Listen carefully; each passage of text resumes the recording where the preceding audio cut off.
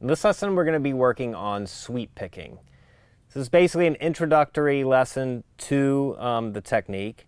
And sweep picking is not something that I'm great at, but I can certainly get you started in the right direction and kind of explain the concept and ways you'll want to practice it to really get good at it. So sweep picking is most commonly found, and I think what people are asking for and referring to is like with hard rock and metal, real flashy, fast guitar runs within solos and such.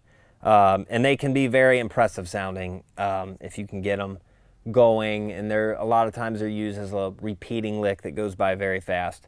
And if you want to see an example of that, you can YouTube, master sweep picking or, sweep picking master. I'm sure you can find all kinds of people who are incredible at it, and it looks virtually impossible.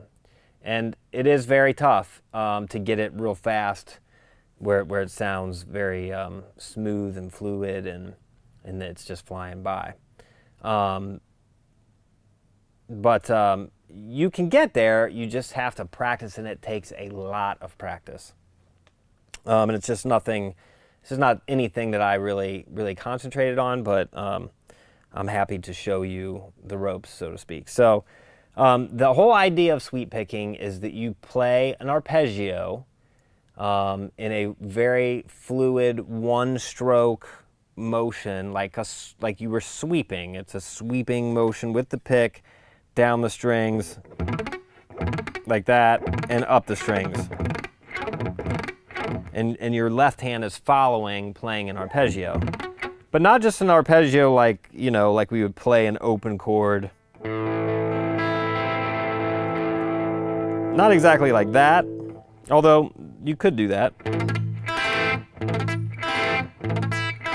But that's the idea. So I'm going down, and then I'm coming up.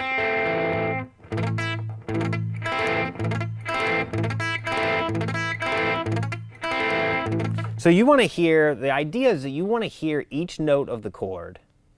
That's what an arpeggio is, right? It's the chord, the individual notes of a chord. The notes of a chord played separately. Some people refer to it as a broken chord. But you want to hear each individual note distinctly by itself. So when people do this really fast, it can be difficult. And you don't typically see it with just a open chord like that. When people are referring to sweep picking, that's not typically exactly what they're talking about. Okay, so we're going to start with a pretty common arpeggio for a minor chord. I think we might have even maybe covered, but not in the context of sweep picking. But we're going to start, and you can refer to your tab, on the A string, on an A note at the 12th fret, okay?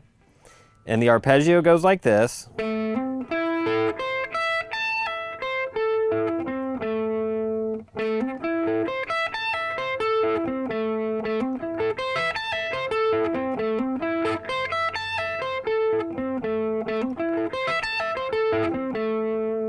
That's what it sounds like. So it's 12, 15, and that's typically a hammer-on.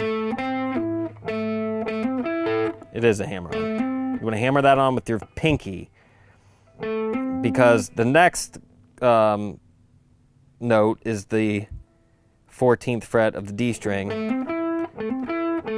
and your third finger is going to have to come right behind it, so you can't cheat, really. I mean, you could, but it's going to be easier if you use all four fingers. So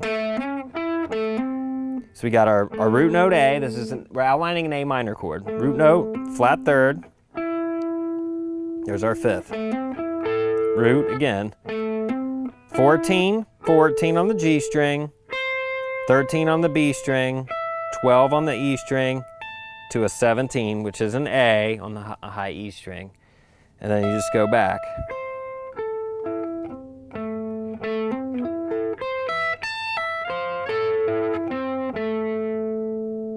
That's what it sounds like once.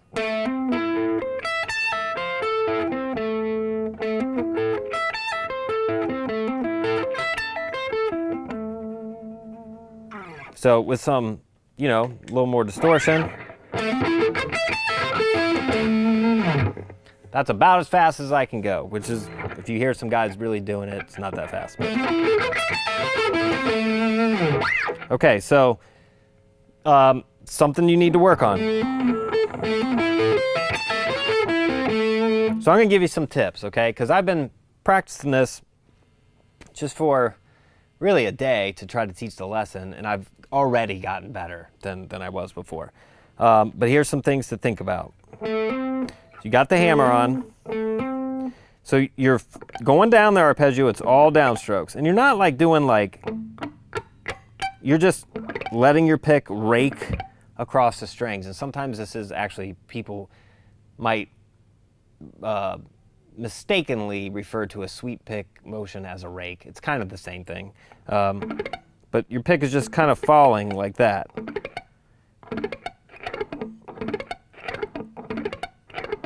So that's the motion. Now, when you're playing with a lot of distortion and stuff, if you can't, sometimes it sounds good to kind of lightly palm mute it. That might have been a little too much.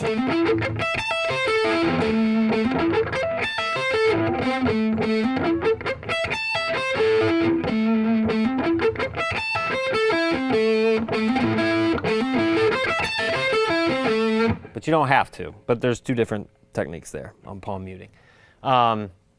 So, hammer on. Now, this is the hard part. Right here, you have to, when you fret the 14th fret on the D string, you got to just roll it down to hit the 14th fret of the G string.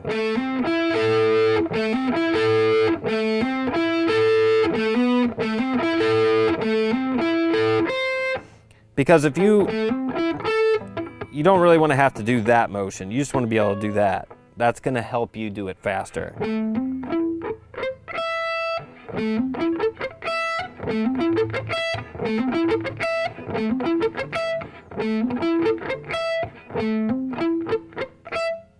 Okay, so all downstrokes. Now, when you get to the 17 here, that's a pull-off. And you want that, when you hit the 17, you want that to be an upstroke so you're on your way back, okay?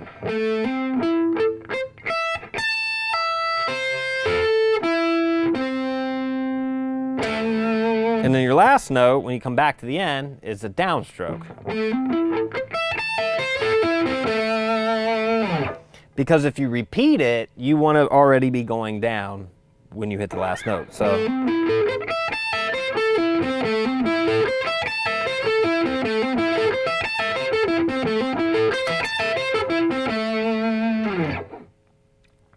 So that's the idea. So that's the minor chord. So things to keep in mind.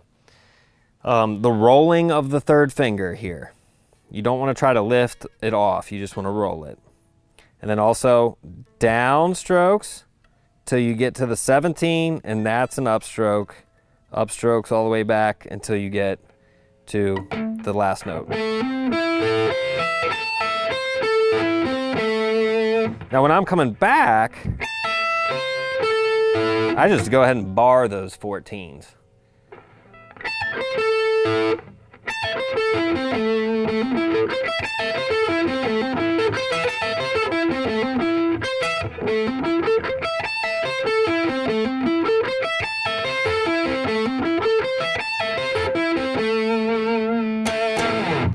Okay, so the best way to practice this, you want to practice the first example there where it's just one time.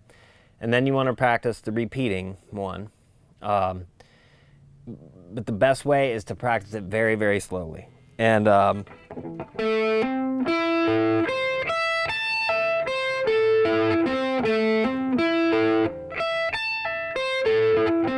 slowly build your speed up. You're going to have to play this thousands of times to get it where it's just crazy fast, which is probably where you want to go with it. And that's not going to come overnight. That's going to take a lot of time. But when you get it, it's going to be well worth the effort that you put into it. But this is one of those things with guitar, at least for me, that is very challenging and takes a lot of time. So just keep that in mind. It's not going to come overnight. So but we got to start somewhere, right? So the other example there is a very common major arpeggio that I wanted to show you. So the technique and stuff is very similar. It's the same. We're just playing a major arpeggio instead of a minor, which is all you're doing is changing the third. We're going to raise it up a half step. So instead of the first note being the 15, it's going to be the 16. And then it's 14, 14, 14 on the B string, 12, 17.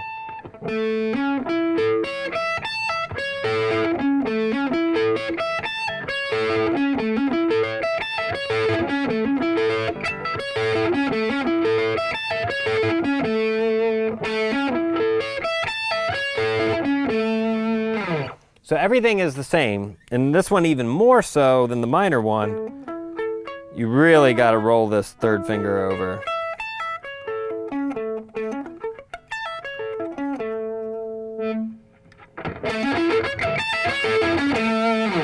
That one actually sounded pretty good. So that's it. That's the idea. Now these two particular arpeggio patterns are movable. So wherever your first finger is starting, that's the root note. So in this case it was A. You could play it in E.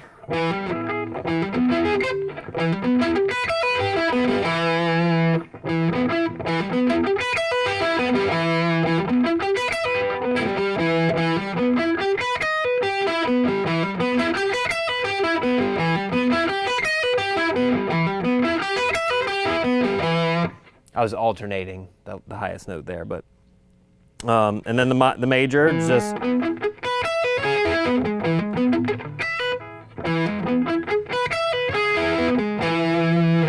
So those are two patterns to start with, okay?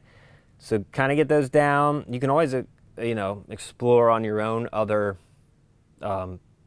easy finger patterns for arpeggios that make this more obtainable with the sweep picking, but I think these are two of the more common ones, and we're going to get into more, and we're going to keep practicing this, and it's going to get better.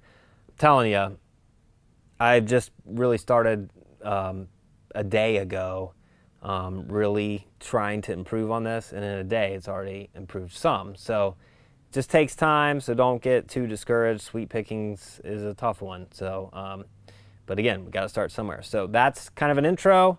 Sweep picking 101. Practice that as many times as you can. Lots of repetition is the key here.